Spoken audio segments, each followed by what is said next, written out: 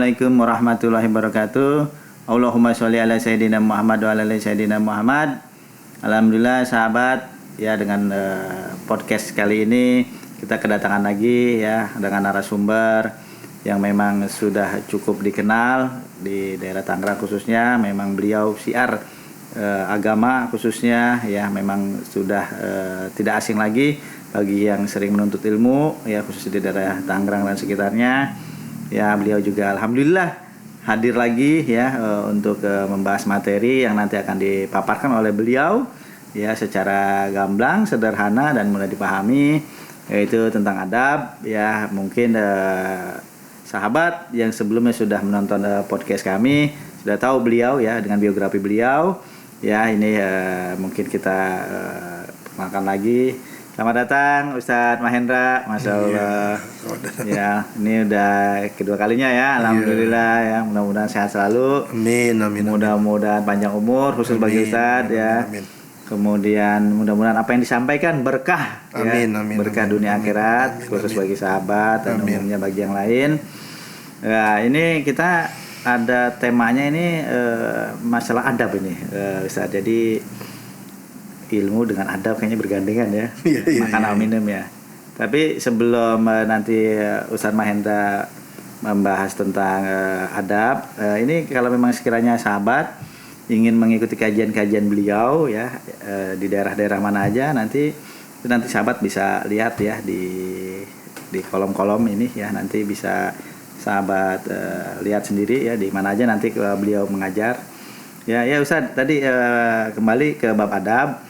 Ya, ternyata adab itu berpasangan ya sebenarnya dengan ilmu ya. Iya.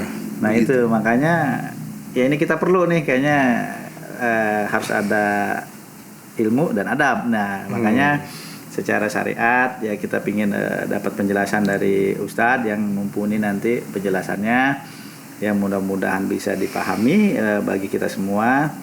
Ya, tafadhol Ustadz untuk memaparkan bab adab. Baik, mengenai adab atau akhlak lah. Adab kita itu secara umum justru di Indonesia ini sebenarnya dikenal sebagai orang-orang yang beradab, berakhlak gitu ya. Dari semenjak kita kecil, kalau kita ketemu orang lebih tua, cium tangan, nah, itu kan sebenarnya diajarin adab juga. Kita pulang ke rumah dari masih kecil, sebelum masuk ke rumah ketok pintu, ucapkan salam gitu. Walaupun udah gede, udah nggak begitu, udah hilang. Kita itu diajarkan adab. Kenapa adab itu dari semenjak kecil perlu ditanamkan dan amat sangat dikedepankan untuk diajarkan kepada anak-anak kita sebelum ilmu, sebelum mereka mengenal alif ba ta sa, mereka diajarkan adab dulu. Cium tangan kalau ketemu orang yang lebih dewasa, terus kalau pulang ke rumah tadi ucapin salam. Nah, itu adab-adab sebelum mereka belajar cara rukun sholat yang lainnya. Kalau ketemu guru, mengaji ke rumah guru, cium tangan dulu. Kenapa? Karena memang tadi seperti dibilang, ilmu dan adab itu berdampingan. Kalau mau jadi pinter, cari ilmu. Kalau mau jadi soleh, maka tanamkan adab. Begitu.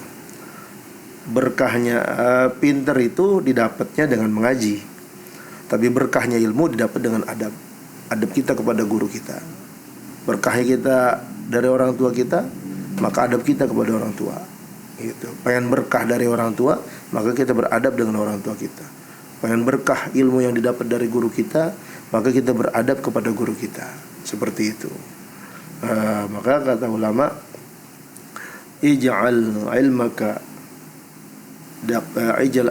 milhan wa adabaka daqiqan.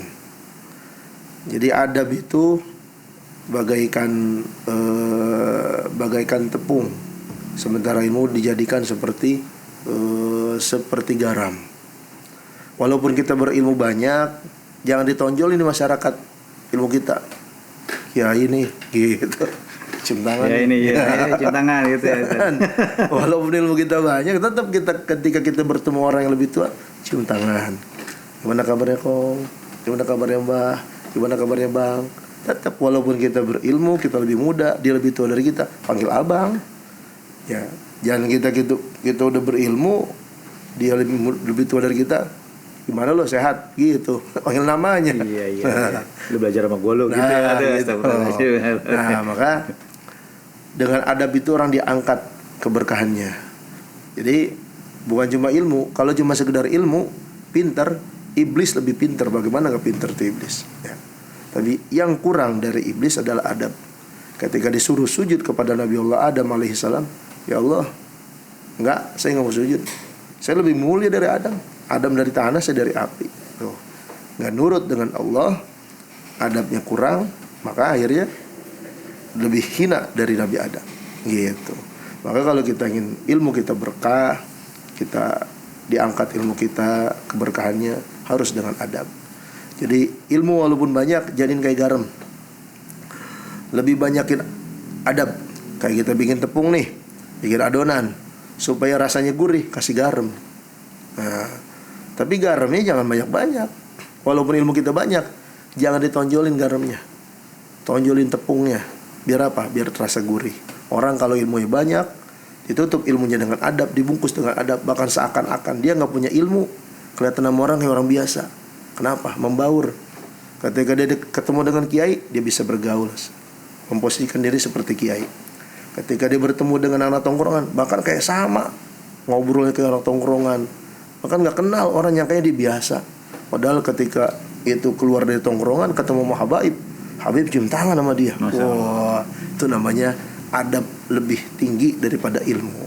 Begitu ya, seperti itu ya. Masya Allah, kata bila. Jadi ternyata adab itu sangat penting ya Ustaz ya dalam pergaulan ya. Iya. Dan adab itu memang yang bisa orang akhirnya menghargai itu adab ya berarti adab. Ya. Bukannya dengan kita pinter, akhirnya malah orang jadi sombong banget ya. Lu gua tes lu punya ilmu apa sih gitu ya Ustaz biasa ya. Iya. Masalah begitu. Ya. Oke, Ustaz. Jadi ini ada pertanyaan nih. Jadi biasanya dalam pergaulan antara manusia ini kan baik di kantor atau di lembaga atau di masyarakat ya atau di tempat-tempat yang memang ada organisasi. Nah di zaman sekarang nih Ustaz nih, zaman sekarang nih ya anggaplah dengan sahabat-sahabat milenial ya, ada nggak sih Ustaz yang memang adab yang perlu kita standarkan? Dalam arti kata gini, kalau zaman sekarang ya anak-anak bener cium tangan gini gitu kan. Terus atau ya bahasanya kadang-kadang sama orang tua juga kadang-kadang sahabat juga bisa melihat sendiri kan, lu gue gitu kan. Ya walaupun itu ya lu nggak gaul ya kan walaupun orang tersebut mungkin tidak masalah, cuma nah itu yang zaman sekarang tuh hilang seperti itu Ustadz. Apakah yang seperti itu kita gimana menstandarkannya kembali ya itu tuh ya, karena itu kalau menurut saya pribadi ya, mungkin sahabat juga bisa melihat sendiri, itu kayaknya sudah hilang ya di zaman sekarang. Yang adab-adab tuh kita kembali ke masa lalu ya, maksudnya tuh ya sama orang tua kita hormat, bahkan sama guru kita hormat ya. Kalau zaman sekarang tuh ya karena memang mungkin mereka pintar tapi tidak mengerti adab apa gimana Ustaz? Gimana menstandarkannya itu tuh ya, zaman sekarang kita nih khususnya yang memang ya mungkin di satu tempat kita dituakan atau kita sekarang jadi usia tua gitu kan maksudnya ya dengan orang-orang milenial gitu, gimana Ustaz ya gitu ya. Begini, jadi adab itu kan seperti misalnya ketika kita bertamu ke rumah orang, nah itu adab itu kan terbagi dua, maka kita harus bisa memposisikan mana adab yang untuk kita dan mana yang adab untuk tamu. Kalau kita tamu berarti kita pakai adab yang sebagai tamu. Kalau kita tuan rumah berarti kita pakai adab yang tuan rumah. Jangan sampai dibalik. Misalnya begini, nih orang pasti yang pemirsa juga tahu semua lah. Ada istilah tamu itu adalah raja, gitu. Ya, tamu itu adalah raja. Nah, tamu itu adalah raja itu ungkapan betul, tapi itu diposisikannya buat siapa? Nah, tamu itu adalah raja, diposisikan artinya digunakan oleh tuan rumah. Jadi dia harus memperlakukan tamunya sebagai raja, menyambut, menyapa, menyediakan makanan, jamuan kalau memang ada, atau minimal air lah. Jangan sampai orang ngobrol udah 2 jam Itu nanya, di sini tukang yang jual air di mana ya Pak? Begitu. Gawat itu tadi. Gawat. Itu gawat. Itu parah. Itu parah. Gitu. Jangan sampai orang ngobrol gitu ya. Ya. Ini kita ngobrol dengan tukang air ya. Iya. Ini malum lah ya. Iya. Kalau tukang air takut dosa ntar. Makanya haram kalau sekarang Ustaz. Gitu. Artinya tamu itu adalah raja, dipakai untuk tuan rumah, bukan untuk tamu. Kata-kata itu jangan dipakai untuk tamu. Tamu adalah raja, ambil air, gitu. Makan nih, lapar nih, bukan begitu. Kalau ketika kita sebagai tamu, maka kita harus punya adab bagaimana ketika kita bertamu. Pertama bagaimana? Ucapin salam dulu. Kalau memang di rumahnya cuma istrinya, nggak boleh langsung masuk. Karena kita tujuan ketemu dengan suaminya. Ya, laki lu mana? Nggak ada. Jadi gue masuk ya. Wah, itu parah. Itu parah. Nah, jadi ketika kita jadi tamu, jangan pakai bahasanya, jangan pakai pakaian tuan rumah, pakai pakaian sebagai tamu. Harus ucapkan salam dulu. Assalamualaikum. Kalau udah 2 kali belum dijawab, 3 kali. 3 kali nggak dijawab, menurut aturan agama ketika kita bertamu lebih dari 3 kali mengucapkan salam, berarti udah kita langsung pulang. Ya. 3 kali Ustaz ya? 3 kali. 3 kali ya? 3 kali. 3 kali sahabat. Ya. 3 kali ya, 3 kali. Ya. Jadi ingat ya, nanti 3 kali. Tapi kalau bertamu, kalau lagi utang 7 kali dah. Kalau kayak beda kan, kita 7 kali. Butuh duit. Tapi 3 kali juga sebenarnya. Tapi kalau yang minjem duit berkali-kali sih. Ucapin salam. Iya, sampai orangnya kesel ya. Itu. Artinya jangan sampai kita salah pakai adab. Ya, jangan sampai kita salah adab. Sebagai guru, maka guru itu harus menyayangi muridnya, adabnya. Sebagai murid harus menghormati gurunya. Jangan dibalik, ya. Kamu harus sayang sama saya dong, gitu. Kata gurunya, kamu juga harus hormat saya dong, gitu. Jadi sinkron. Ketika itu sinkron, maka kelihatannya indah, begitu. Orang tua kepada anaknya, istri dengan suami, maka ada adab juga, ada akhlak. Mana haknya, mana kewajibannya, begitu. Jadi maka kembali kemana? Kembali kepada aturan-aturan agama.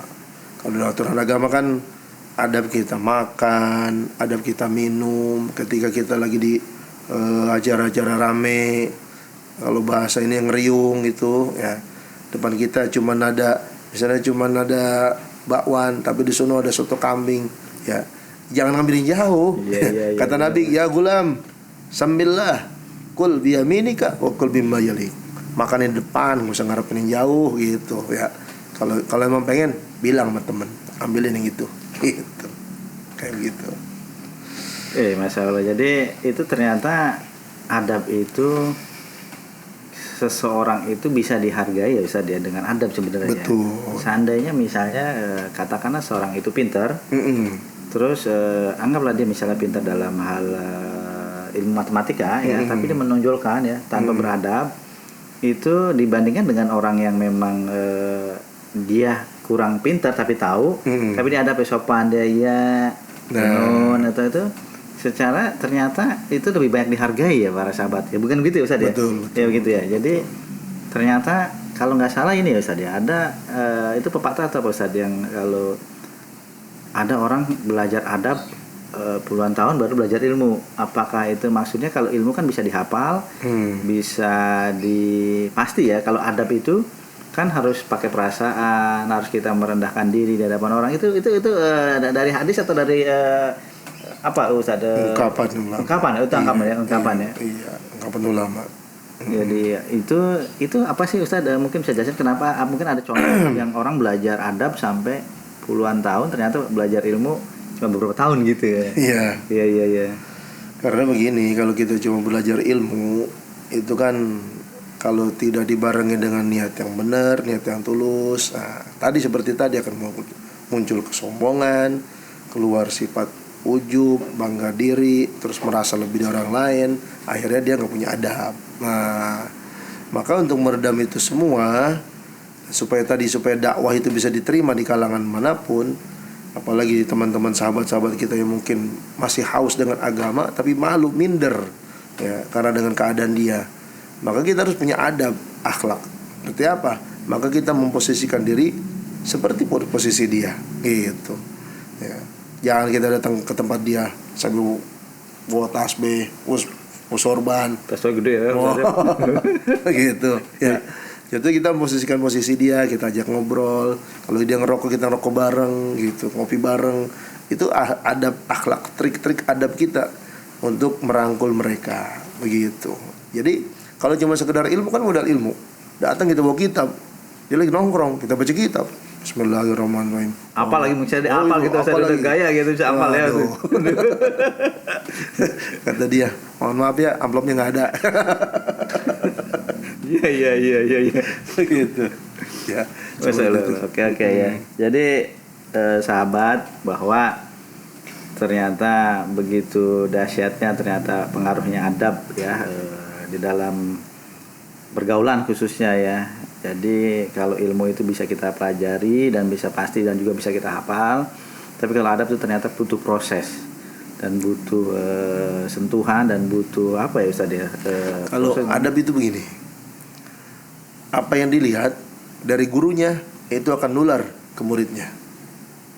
Gurunya, misalnya gurunya orang yang sombong, maka muridnya bakal jadi orang sombong. Gurunya orang tawadu, maka muridnya bakal jadi orang tawadu. Jadi kalau adab itu prosesnya kita dengan cara bergaul. Kita bergaul dengan guru, sering ikut guru, diajak sama guru. Kita ngelihat guru kita, ketika ketemu orang yang lebih tua cium tangan, maka muridnya bakal begitu. Kalau ada guru, ketika ketemu orang tua, dia suruh orang tua cium tangan, nanti muridnya bakal ikut gini, bakal ikut begitu juga. Gitu. Jadi kalau adab itu dipelajari, kalau ilmu dipelajari dari kitab, kalau adab dipelajari dari tingkah laku guru keseharian ya, keseharian gitu. Dan adab itu ternyata di atas ilmu ya sahabat. Iya. Ya. Oke Ustaz, jadi apakah kalau misalnya ini ada pertanyaan lagi nih, ya pasti tadi sahabat juga udah jelas, cuman mungkin perlu digarisbawahi ya.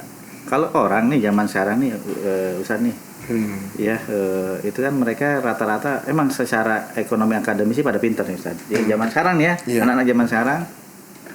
Nah mereka berpikir bahwa gue hanya mengandalkan ilmu, tapi gue nggak perlu misalnya kayak ya lu walaupun lebih tua dari gue, tetap gue pinteran gue karena dari ilmu ini dari ilmu. Nah itu kan apakah pada saat kita meraih kesuksesan itu kita mengandalkan ilmu saja? Apakah suksesnya itu akan terus menerus atau hanya sukses sementara Ustadz? Nah itu. Jadi kalau hanya mengandalkan ilmu tanpa adab, apakah dia bisa sukses bertahan atau suksesnya cuma sementara gitu Ustadz? Baik, begini. Man katsura ihsanuhu katsura ikhwanuhu. Orang yang banyak kebaikannya pasti bakal banyak temannya, banyak saudaranya. Ketika kita beradab, berarti kita banyak kebaikan kepada orang lain. Kayak begini, orang punya ilmu, dia salaman, dia pulang ke kampungnya, terus dia dakwah, ketemu orang tua suruh salaman sama dia, gitu ya. Umpamanya, ya, sama orang yang pulang ke kampungnya, dia berilmu, ilmunya kalibernya luar biasa, levelnya luar biasa, dia pulang ke kampungnya, tapi tetap dia cium tangan sama orang yang lebih tua, dihormatin, lebih tua. Beda antara kasus yang pertama dengan orang yang kedua. Orang yang pertama, yang doain dia mungkin gak ada, ya, tapi orang takjub sama dia mungkin ada. Tapi kalau yang kedua, sekampung orang bakal ngedoain dia. Ya Allah tuh orang baik, mudah-mudahan ilmunya manfaat, amin. Mudah-mudahan banyak muridnya, mudah-mudahan jadi orang soleh. Begitu, ya. Kalau yang dengan adab, dengan adab akan banyak orang yang mendoakan kita. Walaupun nggak di depan mata kita, ya. Ketika lagi ngobrol sama itu tuh, ya, kalau ngajar enak, terus luar biasa ilmunya, terus juga orangnya baik. Nah, mudah-mudahan panjang umur, mudah-mudahan sehat terus, begitu, ya. Kalau yang satu lagi, no, Ustaz Anu di rumah sakit, biar aja cepet mati, gitu. Emang dia berisik banget mulutnya gitu. lemes ya berisik, nyuruh mulu ya, nunjuk doang ya. Iya, begitu. Jadi dengan kita beradab, maka akan banyak orang yang mendoakan kita. Jangankan orang berilmu, orang biasa orang mau berubah, tapi dia kalau ketemu orang nyapa, terus dia dia cium tangan, besok dia sakit, kemana sih itu tuh? Sakit bang, ya Allah, kalau lewat sini salaman mulu, cium tangan mulu gitu. Mudah-mudahan cepat sehat lagi dah, begitu ya. Jadi dengan kita beradab, maka nanti bakal banyak orang yang mendoakan kita. Dengan banyak orang mendoakan kita, maka banyak keberkahan turun buat kita. Seperti itu. Maka otomatis ilmu kita akan terus berkah. Bukan cuma ilmu itu langgeng, tapi jadi berkah. Beda antara langgeng dan berkah. Kalau berkah itu memberikan manfaat yang banyak. Kalau dia berilmu, bisa jadi berilmu terus, tapi nggak manfaat, nggak berkah. Begitu. Ya. Masya Allah. Jadi ternyata sahabat, ilmu itu kalau tidak didampingi dengan adab itu kayak kering ya Ustaz gitu ya. Betul. Jadi kurang berkah. Ya. Iblis. Ya. Iya, tadi iblis itu dipaparkan bahwa dia gimana nggak pintar dengan ilmunya ya. Nah ternyata ya kita sahabat kalau bisa memang kita introspeksi diri ya terhadap diri kita bahwa oh ternyata selama ini gue cuman ilmu doang nih kan gitu kan ya. Ya ternyata adab gue kurang. Nah ternyata adab itu sangat penting tadi dari paparan tadi itu. Dan itu menjadi barokah khusus untuk orang sekitarnya juga. Dan itu bisa malah mendapatkan doa yang kita tidak tahu ya dari orang-orang sekitar sahabat. Iya. Masya Allah. Nah ini Ustaz, biasanya kan kalau orang nih dia udah tahu adab atau masih belum tahu adab. Nah dia punya guru nih, misalnya kan masing-masing orang kan ada belajar ada gurunya, khusus guru khususon gitu kan. Iya. Nah karena dia guru kan sama atasan kerja gue sama-sama nih, gue punya adab gue samain aja. Kalau gue nggak ada atasan kerja gue ya, karena gue nggak digaji, nggak naik pangkat kan gitu tuh ini. Nah itu apakah dalam dunia realita sekarang ini si seorang tersebut menyamakan antara beradab antara guru sama atasannya itu disamain adabnya itu gimana kalau penjelasan menurut Ustaz gimana kalau seperti itu tuh? Baik. Man asda ilaika ma'rufan fakafi'hu. Kalau ada orang berbuat baik kepada kita, maka balaslah semampu kita. Gitu. Artinya misalnya begini, ada tetangga datang ke rumah kita lagi mau buka puasa, dibawain kolak, dibawain sop buah. Maka kalau kita ada rezeki nanti balas tuh ya. Misalnya balas apa, kita ke rumah dia, kita lagi sop kambing nih, kita bawain dah tuh semangkok kuahnya begitu ya. Atau kita bawain makanan buat dia, balas kebaikan dia. Kalau memang itu orang berbuat baik sama kita, atau kalau memang kita nggak bisa, doain dia berkebaikan ya, semoga mudah-mudahan lancar rezekinya, berkah urusannya begitu. Nah itu orang yang berbuat baik kepada kita. Dan guru dan bos ini, atasan ini sama-sama berbuat baik. Cuma bedanya adalah kalau guru itu memberikan kebaikan kepada kita, memberikan ilmu dan didikan rohani. Nah, karena dari guru rohani kita dididik, kita diajarin, dibimbing cara sholat, bagaimana kita dekat sama Allah, dekat sama agama, dekat sama Rasul, begitu. Nah kalau bos itu atau atasan itu adalah urusan rezeki ya, urusan gaji lah begitu. Materi ya. Makan dapur ya. Dapur kita nggak ngebul, ya. Karena pakai gas sekarang. Nah itu ya benar ya, nggak pakai kayu. Dapur gue udah gak ngebul beberapa tahun, 5 tahun. Gak masak pakai gas. Iya bener. Nah kalau sama atasan itu kan sifat waktunya tentatif. Artinya itu bisa tidak selamanya. Bisa begini, sekarang kita kerja di satu kantor, besok bisa jadi tahun depan kita pindah kantor. Berarti bukan atasan kita lagi. Nah artinya keterikatan kita dengan dia itu cuma sebatas pekerjaan, tapi bukan berarti kita nggak harus menghormati dia. Kita hormati karena dia salah satu sebab berbuat baik. Cuma yang harus dijaga adalah jangan sampai ada keyakinan dalam diri kita yang memberikan rezeki kepada kita adalah kantor. Ini akidah ya. Rezeki itu bukan dari kantor, rezeki itu dari Allah. Oke, itu diulangi lagi tuh yang tadi itu. Iya, diulangi lagi tuh yang itu. Begini, biar sahabat paham. Iya. Jadi kantor itu sabab itu apa ya? Penyebab lah. Yang menyebabkan sababiyah kita dapat rezeki dari Allah. Yang memberikan kita rezeki itu bukan kantor. Sebab ketika kita keluar dari kantor itu kita masih punya rezeki. makan ya. Masih makan. Masih hidup kita, ya? Masih hidup. Kita masih bisa kerja kantor lain. Kalau memang yang memberikan kita rezeki adalah kantor itu, kita keluar dari kantor itu kita mati. Nah, begitu. Maksud saya begini, akidah kita, keyakinan kita harus ditanamkan yang memberikan rezeki adalah Allah.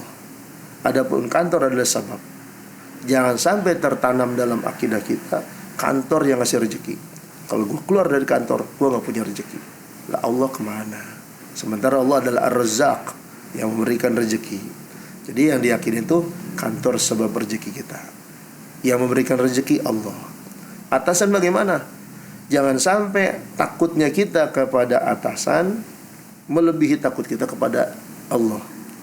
Gara-gara kita sering kasih rezeki sama atasan, kita takut sama atasan lebih daripada Allah. Allah malah enggak. Ya.